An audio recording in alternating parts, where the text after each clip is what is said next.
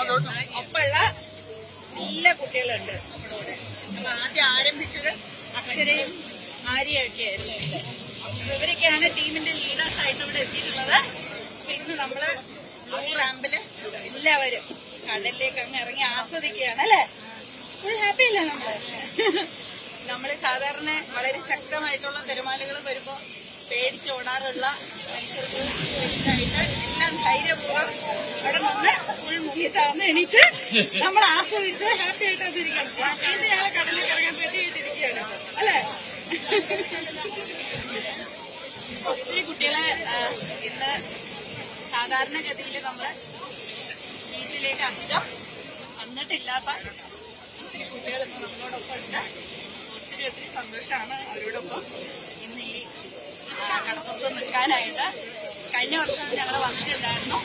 നമ്മുടെ കേരളത്തിലൊക്കെ തിരുവനന്തപുരത്തെ 2 പഞ്ചായത്തിലെ കുട്ടികളാണ് ഇപ്പോ വന്നിട്ടുള്ളത്. അവരുടെ ടീച്ചേഴ്സും ഒപ്പം കുടുംബാംഗങ്ങളും ഒക്കെ ഇവിടെ ഉണ്ട്. അപ്പൊ എല്ലാരും കൂടെ ഒത്തൊരുമിച്ചിന്ന് ആഘോഷിക്കുകയാണ്.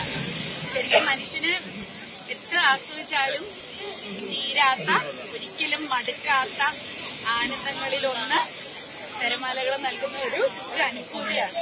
അപ്പൊ എനിക്കത് എന്റെ ജീവിതത്തിലും വളരെ പ്രത്യേകത നിറഞ്ഞ ഒരു അനുഭവമായിട്ടാണ് തോന്നിയിട്ടുള്ളത്. എനിക്കൊന്ന് തിരുവനന്തപുരത്ത് ജനിച്ചു വളർന്നുകൊണ്ടായിരിക്കാം. പക്ഷെ കൊച്ചുനാളിലെ ഏറ്റവും വലിയ ട്രീറ്റ് എന്ന് പറയുന്നത് കടപ്പുറത്ത് പോകാന്നുള്ളതാണ്, ബീച്ചിൽ പോകാന്നുള്ളതാണ് കൊച്ചുനാളിലെ ഏറ്റവും വലിയ ട്രീറ്റ് എന്നുള്ളത്. അപ്പോൾ ആ ഒരു സന്തോഷം നമ്മുടെ കുഞ്ഞുങ്ങൾക്ക് എല്ലാവർക്കും പകർന്നു നൽകാനായിട്ടാണ് ഈ ഒരു ഉദ്യമം. അപ്പൊ അത് ആനന്ദം എന്നുള്ളതിൽ കവിഞ്ഞ് എന്നെ സംബന്ധിച്ചിടത്തോളം ഈ പറയുന്ന വളരെ ശക്തമായിട്ടുള്ള തിരമാലകൾ നമ്മൾ ആഞ്ഞടിക്കുമ്പോഴും നമ്മൾ അതിനെ ഭയം എന്നുള്ള ഒരു വികാരത്തെ അതിജീവിച്ചുകൊണ്ട് ജീവിതത്തിൽ മുന്നോട്ട് പോകാം എന്നുള്ള ഒരു പാഠം കൂടിയാണ് കടപ്പുറം എന്നെ സംബന്ധിച്ചിടത്തോളം. അത് തന്നെയാണ് നമ്മുടെ കുഞ്ഞുങ്ങളിൽ ഞാനും കാണുന്നത്.